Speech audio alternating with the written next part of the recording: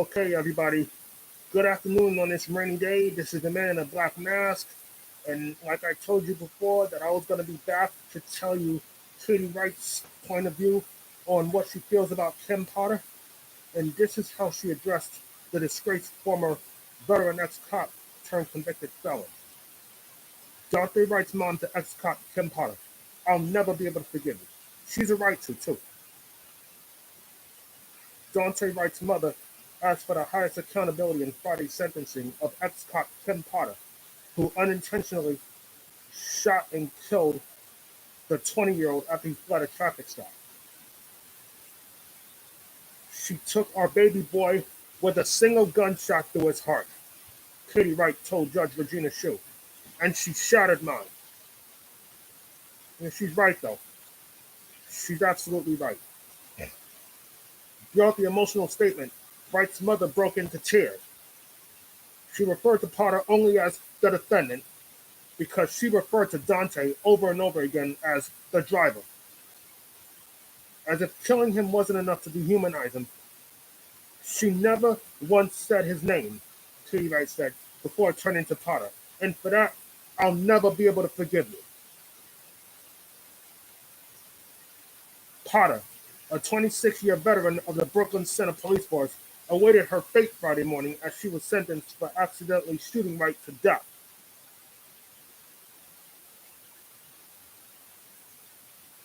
The former officer pleaded for probation for the fatal shooting last April in which she thought she had been firing her taser instead of her gun. So she was reckless by drawing the black instead of the yellow.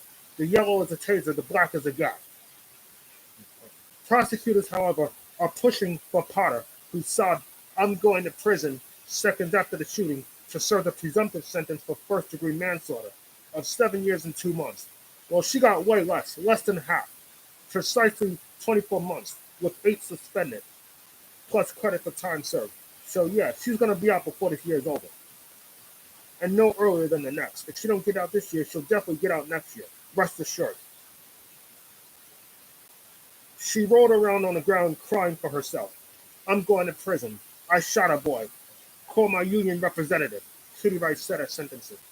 Of course, she was right, though. She should have, in fact, said, "Please go save him. How is he doing? Is he okay? Please help him," Wright's mother said in tears. She didn't even try, Your Honor. Of course not. It must always be remembered first and foremost that this case is about the death of Daunte Wright. Daunte Wright was a living, breathing human being who loved and was loved by his family and friends, Minnesota Attorney General Keith Ellison wrote in a pre-sentencing filing. The degree of defendant Potter's recklessness in handling her firearm and causing Daunte Wright's death cannot be excused or even minimized. True that. The presumptive sentence takes into account the main elements of the conviction, the death of Daunte Wright and defendant's recklessness, Ellison wrote. No prison sentence can bring Daunte Wright back to life. True. The prosecutor said prison would also help community restoration after the officer-involved shooting, which came as Derek Chauvin was being tried for murdering George Floyd in neighboring Minneapolis, sparked several days of fiery protest. This was year one into COVID-19 pandemic, of course. Fostering healing and community restoration is valuable too, Ellison wrote. Potter's legal team, however, is pushing for probation for the officer, insisting in their own filings that she will be a walking target in prison. Of course she will, unless she's in protective custody. She's definitely going to be a walking target in prison, especially when it comes to the black female image, whether they knew Mr. Wright or not. You know, racists, they don't get a moment of fresh air in prison. They don't feel safe behind bars and need to do sex offenders and other pedophiles before them. And trust me, if I was a racist, right, if I randomly killed a white person and I went to prison, I too would be a walking target. both for the inmates and the guards. Face it. They also argue that the tough sentence will deter whoopee cops from joining forces, further exacerbating upticks in crime. The defense has long accused Wright of being the aggressor, arguing that he would still be alive if he had obeyed commands instead of tussling with officers and trying to drive away. Running away from police officers, three of them, is a violent act, an aggressive act, Paul Ng, an attorney for Potter, said Friday. I think that's an overstatement. Running from officers should not be viewed as a violent act unless that person does have a weapon. Wright didn't have no weapon, so how the hell could it be seen as a violent act? I mean, he wasn't reaching for nothing. I felt that he should have surrendered himself, but I didn't think he should have been killed for fleeing a traffic stop, especially when he didn't have no weapon on him. I mean, that's just bizarre, preposterous. The defense also notes that Potter has no prior record, has had an exemplary career, and has the support of family and friends.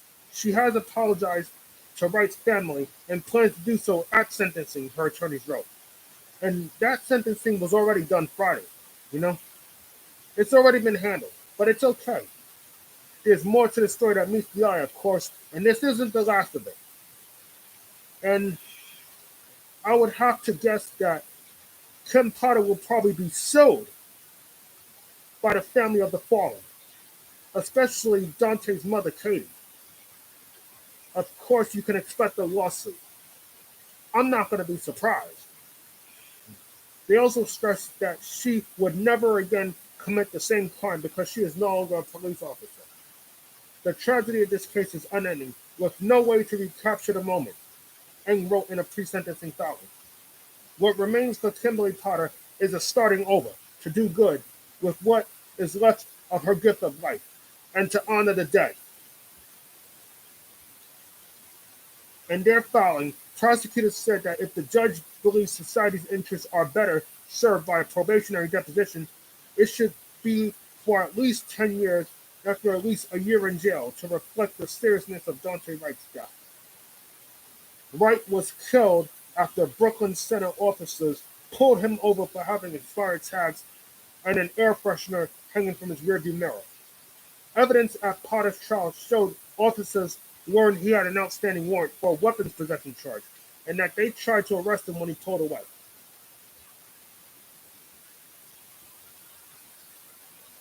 I know, man. Now, I have to say this.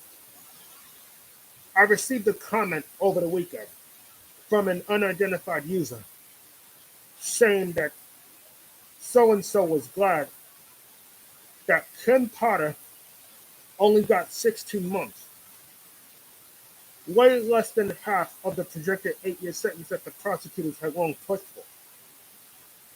And to which I replied, Miss Potter needed to be held accountable for her actions. Much like Derek Chauvin before her, And Daniel Holtzclaw, who raped all those black women. Targeted them because they had records and mental illnesses or whatever. And, Derek Chauvin deliberately set out to kill a black man, and he got 12 years instead of the 20 to 25 years that most people push for, including myself. Because I was hoping that Mr. Chauvin would have got 25 years. But Kim Potter would only get out next year if she don't get out this year, of course. With credit for time served, her getting out this year is a high possibility. If not next year. But I gotta admit, I'm just as fucked up over this as some of you. Especially some of you that have already lost a loved one to police violence. I know somebody that lost her brother to police violence. Okay, so yes, this is very personal to me. Okay? And it's even more personal to me that I was a product of racism, both as a child and as an adult, and I still face some degree of racism to this day, okay? Just like some of you before me, whether you're white or black. Racism has been a long-standing issue since before we was born. Think about slavery. Some of your ancestors were still alive during that period. I mean, it's a fucked up fact of life, but it is what it is. You can't argue the logic. You can try, but you're gonna lose. So anyway, thank you for watching The Man in the Black Mask. And I found some other cool stories that I might bring out to the forefront, saying sometime this week, Because I'm not going to say I'm going to be back tomorrow if I'm not. But I only come back when I find some good stuff, because I'm not just going to put anything on here. So anyway, don't forget to like and subscribe and comment. Keep doing what you're doing before. But again, do it with respect. Think about Aretha Franklin. She got all the respect in the world. Even in death, she's still getting respect. So like, subscribe, and comment. Until then, good luck, be well, and have a good day or evening. And thank you for your service.